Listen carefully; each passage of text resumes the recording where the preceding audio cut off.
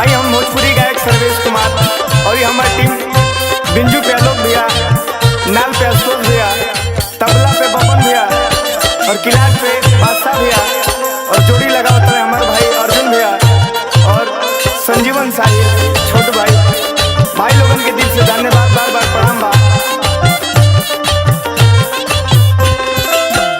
अरे हे दया दिन हाई देखत तनी एगो तुहार भतारवा की हीरा निहर चमकेला, एगो हमार भतारवा की सीधा लेके पलट जाता।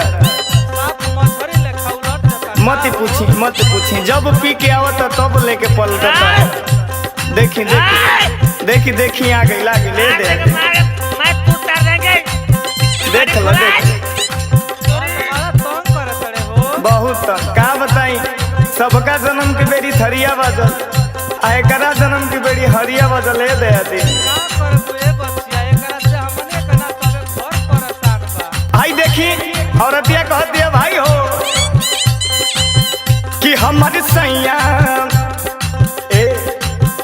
हमारे सैया चन के लड़ाई कर देले, हमारे राजा चन के लड़ाई कर देले, हमारे सैया चन के कि जबे मन करे तबे चढ़ाई कर देले, जबे मन करे तबे चढ़ाई कर देले, हमारे सैया चन के लड़ाई कर देले, हमारे राजा चन के लड़ाई कर देले, हमारे सैया चन के।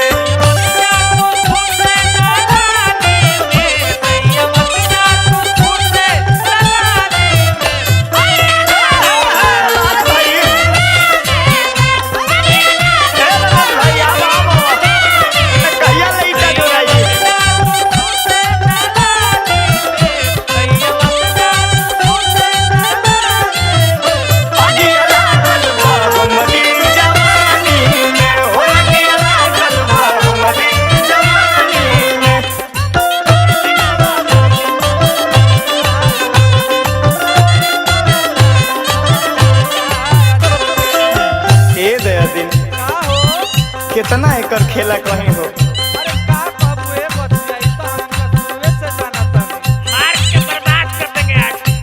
कहे के बाद चुपचाप रह गेले पता न चले मूड हो, आज के उघाड़ के करावे फील गुड हो। चुपचाप रह गेले पता न चले मूड हो, आज के उघाड़ के करावे फील गुड हो।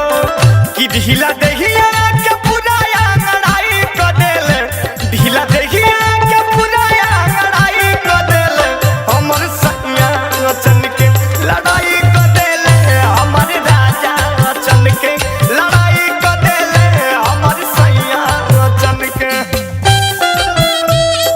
दिल दे दिया, दिल दे दिया, दिल दे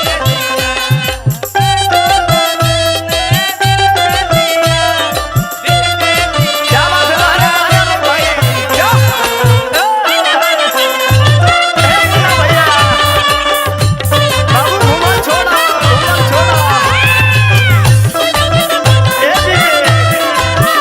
भैया लगी को टिकटॉक करवा भैया वीडियो बना के छोड़वा